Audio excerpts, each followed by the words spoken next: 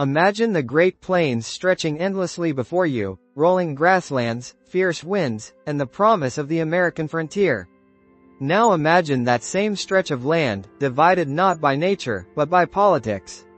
Welcome to November 2, 1889, the day North Dakota and South Dakota were both born.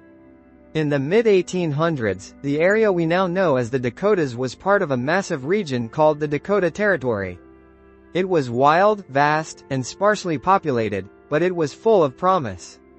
Settlers poured in, railroads were being laid down, and towns were popping up like wildfire. But with growth came rivalry.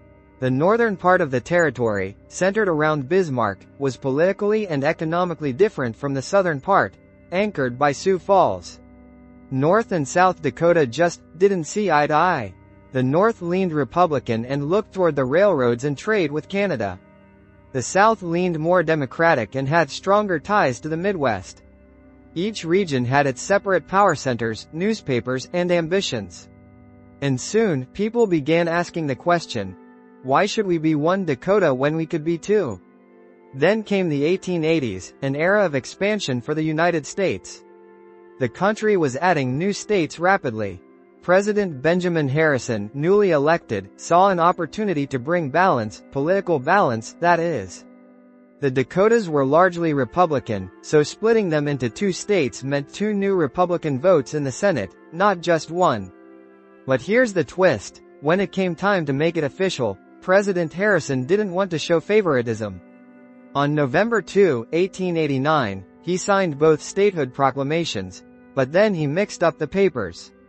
No one knows whether North Dakota or South Dakota was signed first. That's why, to this day, they're listed alphabetically, North before South.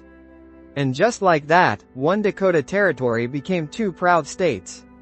North Dakota, known for its vast fields, cold winds, and pioneering spirit. South Dakota, with its Black Hills, Mount Rushmore, and the heart of the Midwest.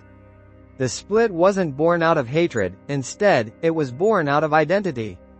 Two regions that wanted to grow on their own terms, and did. Today, both Dakotas share a deep-rooted history, but they also celebrate their own paths.